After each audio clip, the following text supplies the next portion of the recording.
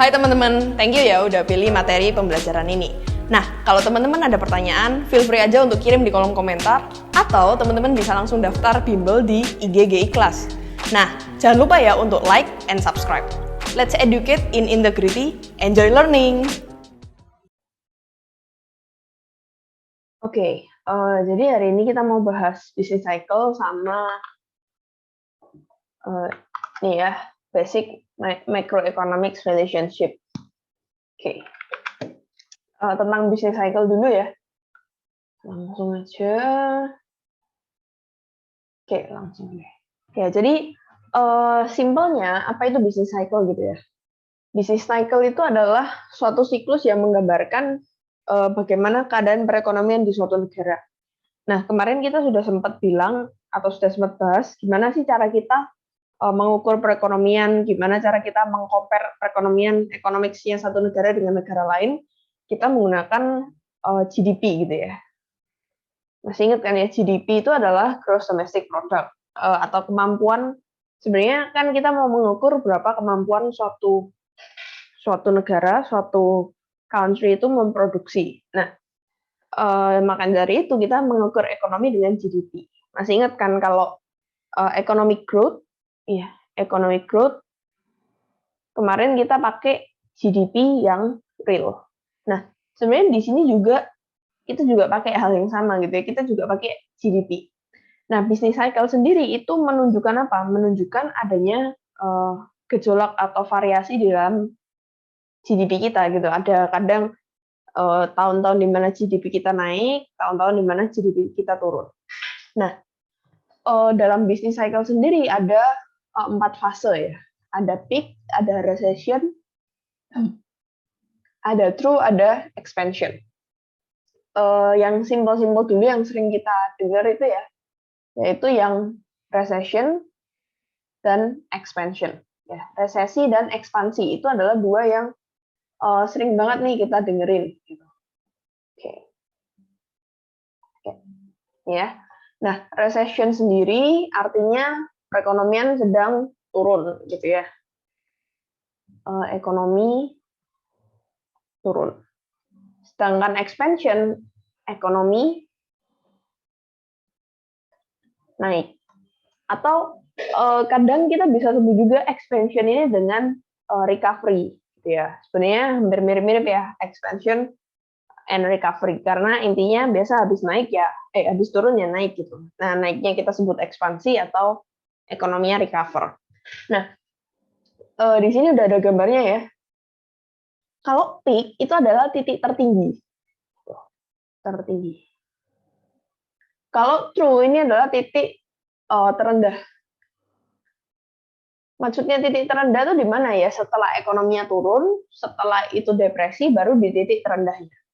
Nah, sebenarnya kalau kita ngomong di sini kan ada resesi, ada depresi. Apa itu resesi? Apa itu depresi? Intinya depresi itu adalah resesi yang apa ya, kata-katanya resesi yang sudah lebih dari 2 kuarter, resesi yang berkelanjutan. Berkelanjutan biasa lebih dari 2 period atau quarter. Ya. Jadi biasa kalau kita mau ukur GDP, kita nggak lihatnya monthly sih, kita lihatnya quarterly. Gitu. Nah, jadi kalau kita ngomong peak ya, atau kadang kita sebutnya juga boom, ekonominya lagi boom gitu ya, itu adalah di saat perekonomian kita benar-benar sangat tinggi gitu ya, di mana terjadi yang namanya full employment. What is full employment? Full employment itu adalah titik pengangguran terendah yang bisa dicapai suatu perekonomian itu. Gitu. Titik perekonomian, atau yang sering kita sebut di mana dia titiknya di titik natural unemployment. Ya, full employment atau di titik natural unemployment, titik pengangguran terendah lah yang bisa dicapai suatu perekonomian. Nah, selanjutnya ada yang kita sebut resesi. Ya, di saat resesi GDP-nya turun. Ya, jadi kalau teman-teman lihat grafiknya ini aja bisa disimpulkan ya, kalau ini naik berarti GDP-nya naik. Kalau turun, GDP-nya turun. Ya, kalau naik, naik. Berarti waktu misalnya resesi, berarti GDP-nya turun. Waktu ekspansi, GDP-nya naik. Gitu ya. Jadi kalau kita mau bagi, bisa kayak gitu aja. Nah, kalau di bisnis cycle, biasanya kita nggak cuma ngomongin GDP gitu, atau nggak cuma ngomongin GDP real aja. Tapi biasa kita punya 2 indikator makroekonomi lainnya ya. Kalau teman-teman masih ingat, indikator makroekonomi itu ada 3, tingkat pengangguran, stabilitas harga, pertumbuhan ekonomi, atau yang dihitung dengan unemployment rate, inflation, GDP. Nah, unemployment hubungannya dengan GDP gimana? Ya, jadi ini hubungannya dengan GDP ya. GDP dengan unemployment, ini aku tulis di sini ya. GDP, unemployment itu hubungannya negatif. Jadi kalau GDP naik, unemployment-nya turun. Ya, simpelnya semakin ekonomi itu bertumbuh, semakin perekonomian itu produksi banyak output, maka semakin dia butuh, semakin ekonomi itu butuh lebih banyak tenaga kerja. Kalau tenaga kerja yang diserap lebih banyak, maka penganggurannya lebih sedikit. Kayak gitu. Nah, gimana dengan tingkat inflasi? Dengan bertumbuhnya ekonomi, maka inflasi itu juga akan ngikut, gitu ya. Jadi hubungan GDP dengan inflation itu intinya positif. Jadi kalau GDP-nya naik, inflation-nya juga naik. Nah, sekarang kalau kita balik lagi ke bisnis cycle-nya ya, grafiknya. Berarti waktu di saat resesi ini, ya, dari let's say sini sampai sini, dia kan turun ya, resesi, maka yang terjadi apa? GDP-nya turun, penganggurannya naik, inflasinya turun. Gitu ya. Oke, jadi mungkin kalau kita harus bikin rangkumannya gitu ya, sebenarnya kita bisa bagi jadi 2 sebenarnya. Paling mudahnya kita bagi jadi 2, ekspansi atau inflasi. Nah, aku akan tulis di Word aja kalau gitu.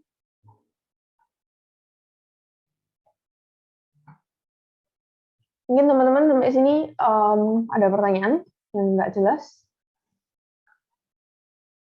Harusnya cukup jelas ya. Nggak terlalu sulit harusnya.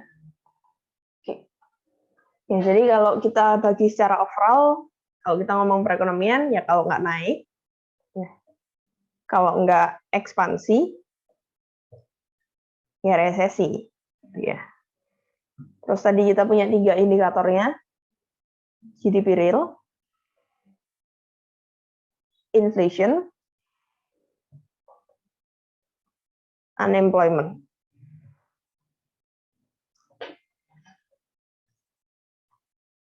Oke.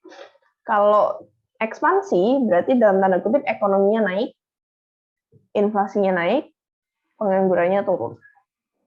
Resesi kebalikannya, GDP-nya turun, inflasinya turun, penganggurannya naik. Nah, sekarang kalau pertanyaannya mungkin kalau ini kan biasa, kalau yang tadi ya yang terendah.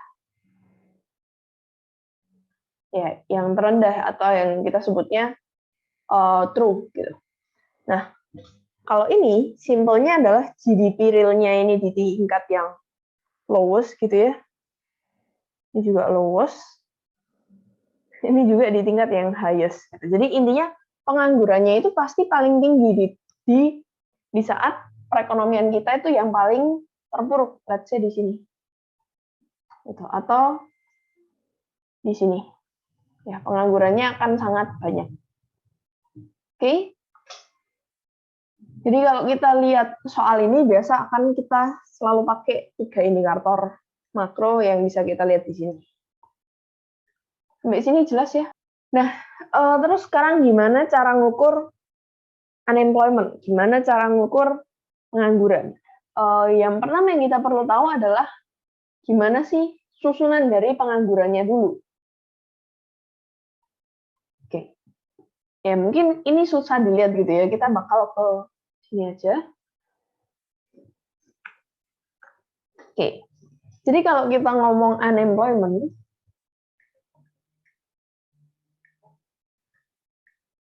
ya kita mau ngomong unemployment, kita harus tahu dulu struktur kependudukan gitu ya. Struktur kependudukannya gimana? Nah, biasanya pertama kita akan mulai dari satu penduduk. Penduduk itu semua orang gitu ya ininya.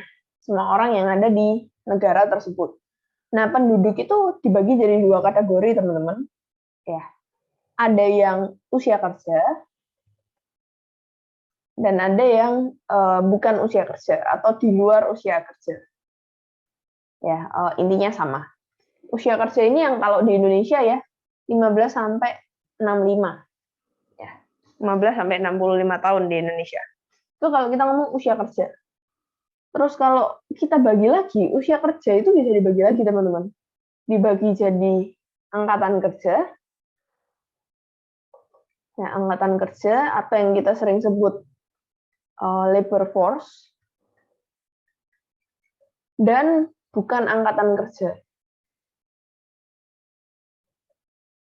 atau not in labor force gitu ya. Nah, angkatan kerja itu yang kita bagi lagi jadi bekerja dan menganggur. Ya, jadi bekerja dan menganggur. Jadi kalau kita lihat struktur pendudukan, kependudukan itu seperti ini. Gitu. Nah, jadi gini, kalau kita mau mengukur berapa tingkat pengangguran,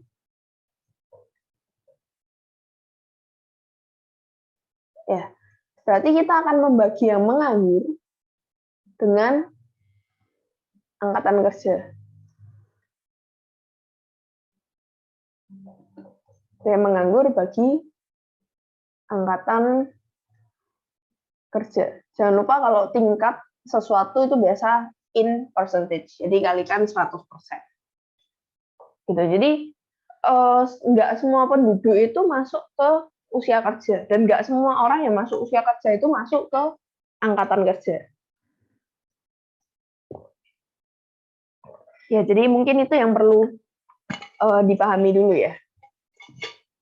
Oke, kita akan lanjut.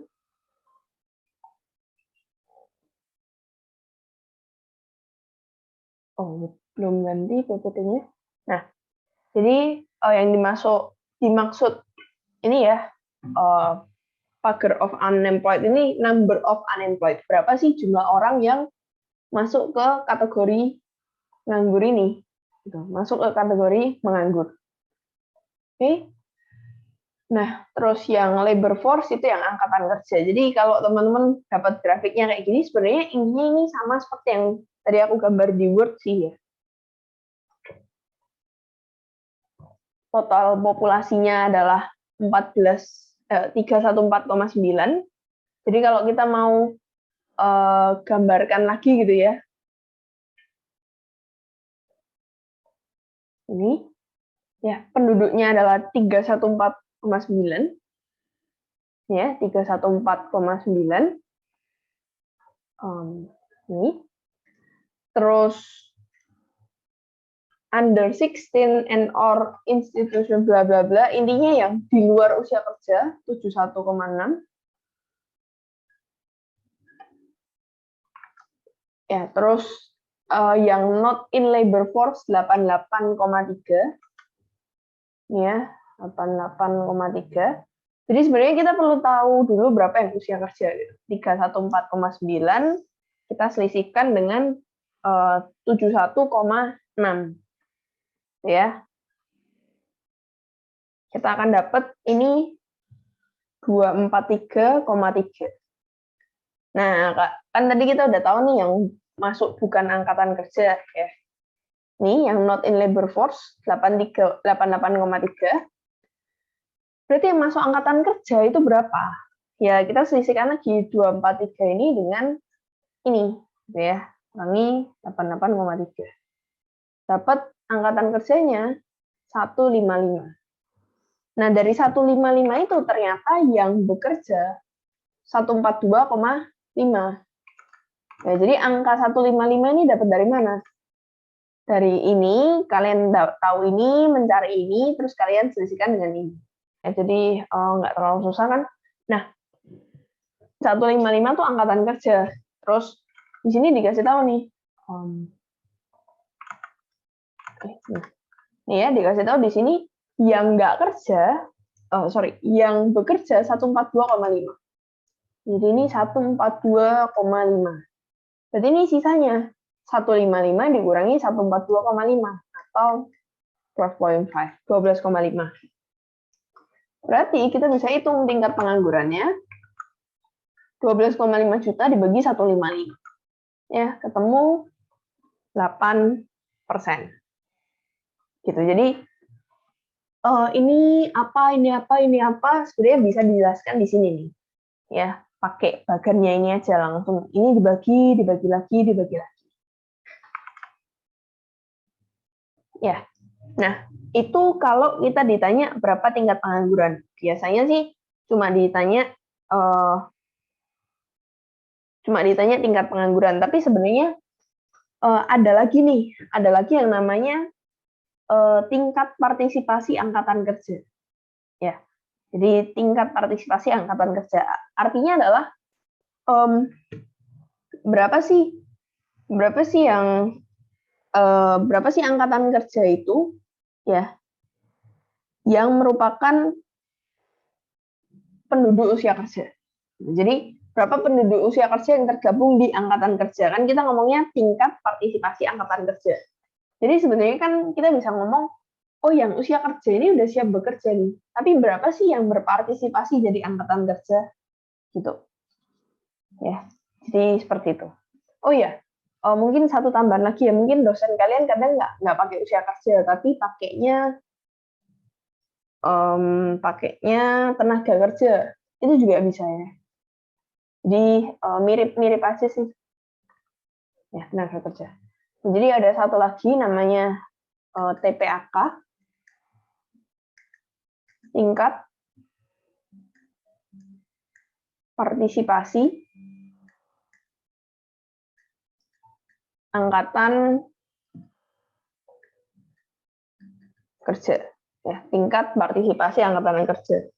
Artinya berapa jumlah angkatan kerja dibanding seluruh yang di usia kerja. Atau simpelnya kita bisa ngomong berapa sih penduduk yang harusnya bisa kerja itu berkontribusi atau tergabung di berpartisipasi di angkatan kerja. Jadi berarti angkatan kerja dibagi dengan tadi di sini kita nulisnya apa? Usia kerja atau tenaga kerja.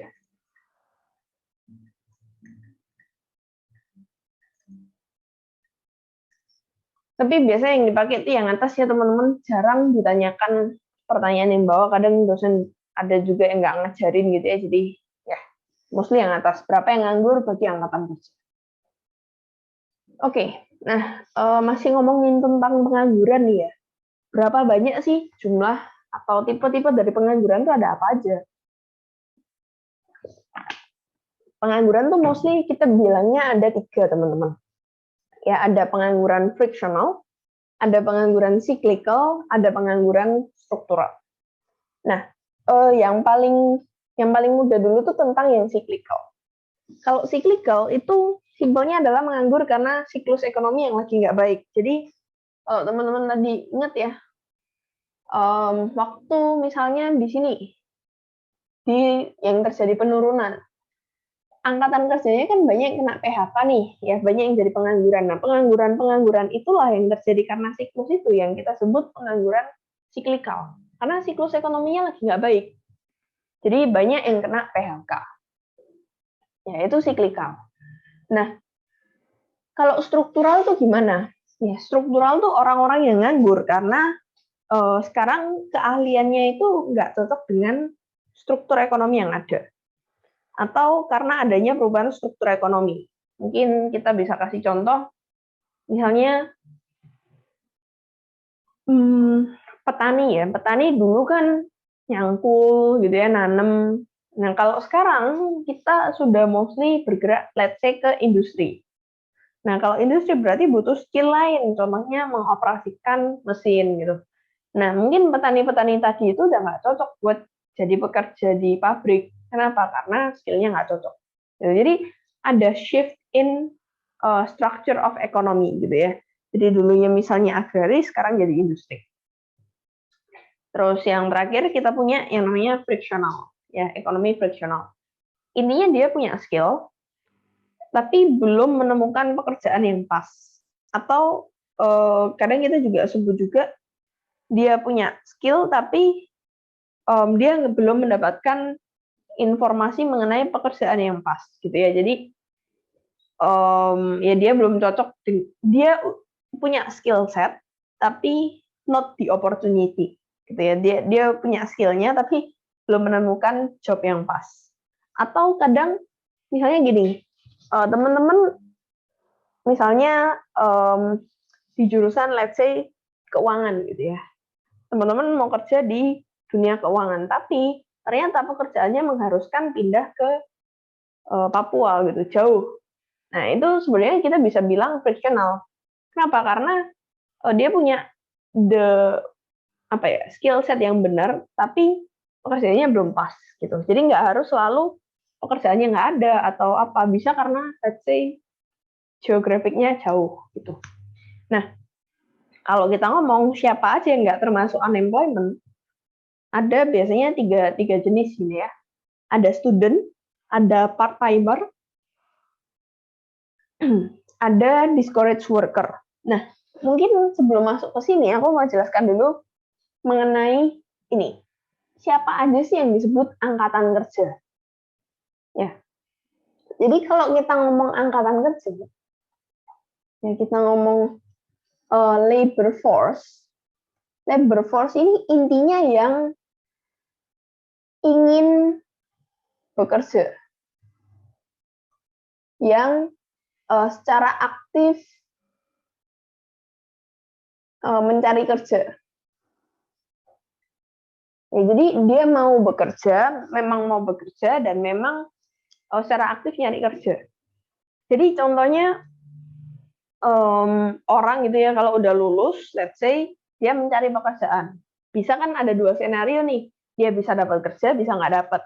Nah kalau yang dapat pekerjaan nanti dia masuk kategori bekerja. Tapi kalau yang nggak dapat dia masuk kategori yang menganggur. Nah tapi bedakan misalnya dengan mahasiswa yang belum lulus gitu ya. Dia masih fokusnya di belajar, let's say. Nah, berarti dia itu belum ingin bekerja dan tidak secara aktif mencari kerja. Berarti sebenarnya dia masuknya not in labor force. Jadi contohnya ya, ini student, terus misalnya ibu rumah tangga. Ibu rumah tangga kan nggak mencari kerja gitu ya, dan tidak secara aktif mencari kerja. Dia memang bersedia untuk tidak bekerja secara formal gitu, melakukan pekerjaan rumah tangga. Terus let's say lagi contoh siapa ya?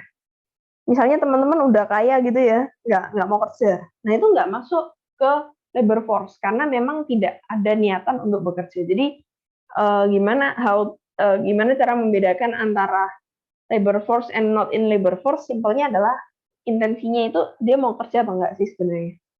Nah nanti kalau labor force itu baru kita bagi lagi, ada yang dapat, ada yang nggak dapat. Ya, jadi kalau kita ngomong student, dia nggak masuk unemployment. Kenapa? Karena walaupun dia nganggur, tapi emang dia nggak mau kerja. Ya, emang nggak masuk labor force. Fokusnya di belajar. Terus kalau part-timer, dia bukan nganggur. Kenapa? Karena dia punya pekerjaan gitu ya, termasuk labor force. Walaupun pekerjaannya nggak full-time. Terus ada discouraged worker ya. Discouraged worker itu artinya dia udah nganggur lama. Terus putus asa dalam mencari pekerjaan. akhirnya dia menganggur, ya, karena sudah akhirnya nggak berniat cari kerjaan. Nah, karena dia udah nggak berniat cari kerjaan, artinya dia udah nggak masuk labor force, not actively seeking for work, gitu. Oke, kayak gitu. Jadi ini mungkin tiga contoh jenis yang nggak masuk pengangguran. Jadi kalau teman-teman sekarang dibilang pengangguran juga nggak masuk pengangguran karena kita tidak masuk ke angkatan kerja. Ya, terus kalau tadi kita sempat bahas inflasi ya. Inflasi sendiri disebabkan apa sih? Secara overall, inflasi itu disebabkan oleh dua jenis gitu ya. Causes of inflation ada satu demand pull, atau kita sering bilang demand pull inflation, ada yang cost push atau ya kita sering bilangnya cost push inflation. Kalau demand pull inflation itu adalah karena demand yang meningkat. Jadi kalau teman-teman, kayaknya teman-teman udah pada ngambil mikro ya. Kalau mikro itu kan kita selalu always ngomongnya supply and demand. Ya, kita ngomongnya supply and demand. Jadi kalau kita ngomong inflation, kita itu kembali lagi sebenarnya melihat kurva supply and demand. Ya, kalau cost push atau kita demand pull dulu ya, demand pull inflation. Demand pull inflation itu pengaruhnya karena demand-nya berubah. Ini kan supply, ini demand. Berarti karena demand-nya naik. Ya, demand 1 ke demand 2. Efeknya apa? Efeknya adalah price 1 naik ke price 2. Ini karena demand pull. Terus gimana dengan cost push gitu ya? Cost push. Kalau kita ngomong cost push, berarti yang berubah adalah cost-nya. Nah, cost sendiri itu sering digambarkan dengan kurva supply.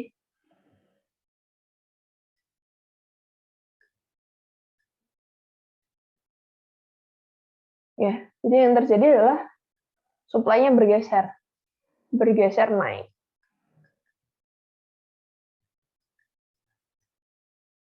Ya, karena adanya supply-nya naik, cost-nya naik, maka adanya kenaikan harga. Nah, ya jadi demand pull itu biasa terjadi karena demand-nya meningkat. Kalau cost itu fokusnya ke cost of production. Contoh cost of production. Kalau gaji atau upah itu harus naik gitu ya, UMR itu naik, maka cost of production naik.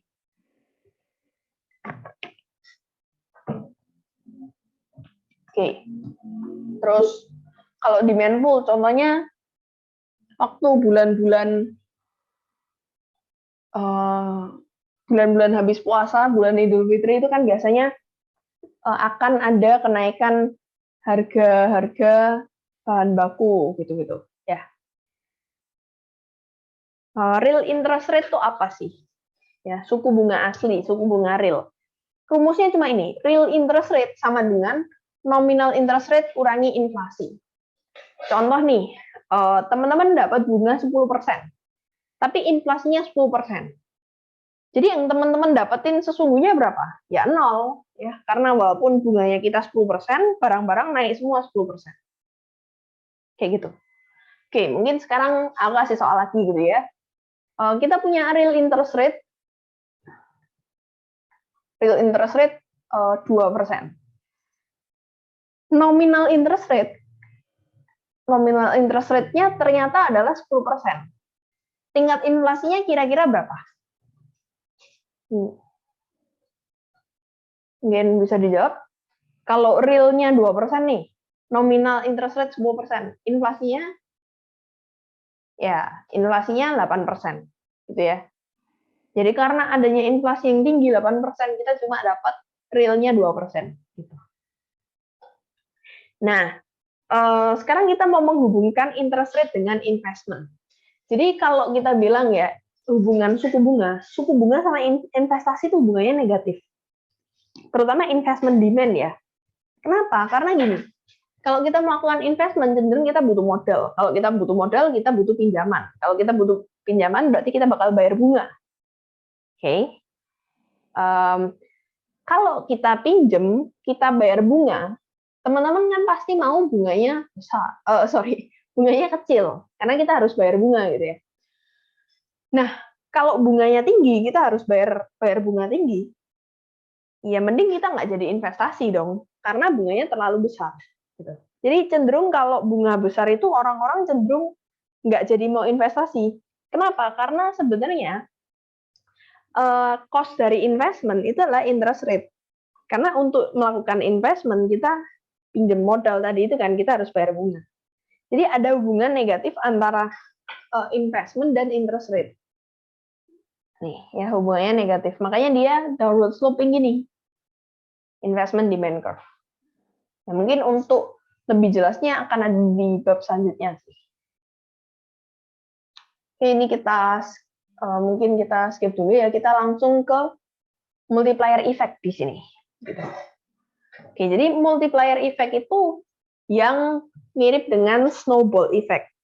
Snowball effect itu apa? Mungkin di Indonesia nggak salju ya, tapi ininya kalau salju gelondong ya, salju gelondong itu bahasa Indonesia apa ya? Menggelinding. Kalau salju menggelinding itu semakin lama dia akan semakin besar, gitu ya. Salju menggelinding semakin lama akan semakin besar. Nah, kalau semakin lama semakin besar, berapa sih semakin besarnya itu? Itu yang mau kita hitung dengan multiplier effect. Jadi gini, kalau teman-teman ingat ya tentang GDP. GDP itu kan C plus I plus G plus NX. Setiap komponen ini kan bisa ada kenaikan gitu ya, bisa ada pertumbuhan. Nah, sebenarnya pertumbuhan setiap ini, setiap C, I, G, NX itu sebenarnya bisa mempengaruhi GDP, kenaikan GDP yang lebih besar. Gitu. Kenaikan GDP yang lebih besar. Kenapa? Karena adanya multiplier effect. Ya, semakin besar. Kalau teman-teman main game gitu ya, dapat multiplier effect 2 kali, skornya dikali 2. Ya, mirip lah konsepnya dengan itu. Oke, kita langsung aja. Multiplier effect tuh ininya gini, berapa perubahan ke GDP yang disebabkan oleh perubahan spending. Masih ingat ya, spending kita tadi CIGNX. Oke, CIGNX. Ya, jadi multipliernya adalah berapa perubahan GDP karena adanya perubahan spending. Jadi rumus multiplier effect itu kan langsung aja rumusnya itu 1 per MPS. Dah, itu 1 per MPS. Itu rumusnya multiplier effect. Oke. Nah, jadi gini teman-teman. Maksudnya multiplier itu gimana? Misalnya ya, pemerintah tuh naikin pengeluarannya, G-nya naik sebesar 200. Pada akhirnya Y-nya naik berapa? Y-nya itu naiknya lebih besar dari 200. Disebabkan karena adanya multiplier effect. Tadi rumusnya apa? Multipliernya nilainya adalah sebesar 1 per MPS. Oke.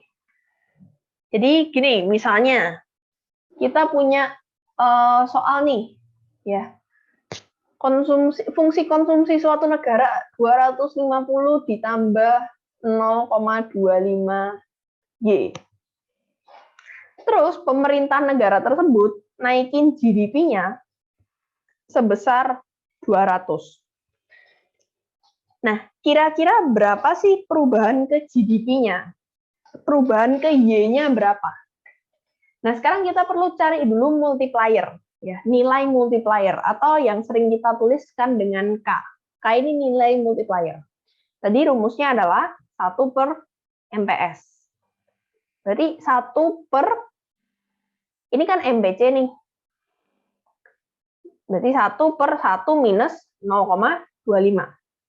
Sampai sini dulu teman-teman paham kenapa kok 1 per 1 min 0,25? Atau bingung? Jelas ya, karena MPC plus MPS sama dengan 1. Jadi kalau kita mau cari MPS, 1 min MPC. 1 per 0,75. Ya, berapa tuh? 1 per 0,75. Ntar aku hitung.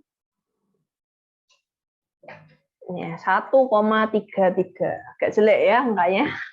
Nggak apa-apa. Oke, 1 per 0,75, 1 per 1,33. Kita udah ketemu angka K-nya. Nah, kita punya rumus juga. Berapa perubahan Y itu terjadi karena apa? Karena adanya berapa multiplier, karena adanya perubahan spending. Jadi walaupun G-nya naik 200, Y-nya itu belum tentu naiknya 200. Pendapatannya tuh bisa naik lebih tinggi lagi. Jadi delta Y di sini adalah 1,33 dikali 200 di sini.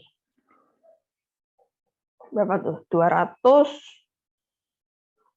266,66. Ya, jadi pendapatan kita naiknya jauh lebih tinggi daripada adanya kenaikan pengeluaran pemerintah. Nah, ini nggak cuma berlaku buat G loh, ini juga berlaku, rumus ini juga berlaku buat investment. Ya, jadi multipliernya juga sama, 1 per MPS. Jadi misalnya ya, pemerintah berusaha menaikkan investasi sebesar 150 nih. 150. Berapa kenaikan pendapatannya? Ya 1,33 kali 150. Gitu. Jadi intinya multiplier tuh apa sih? Multiplier kan tadi perubahannya lebih besar. Kita multiply. Ininya itu dengan adanya perubahan spending, akhirnya pendapatannya naiknya jauh lebih tinggi. Gitu. Bentar ya teman-teman. Ya.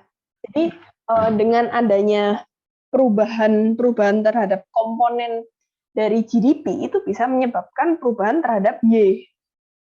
Ya. Gitu. Jadi multiplier itu menyebabkan perubahan spending itu ya. Di sini perubahan spending itu menyebabkan change in real GDP-nya lebih besar.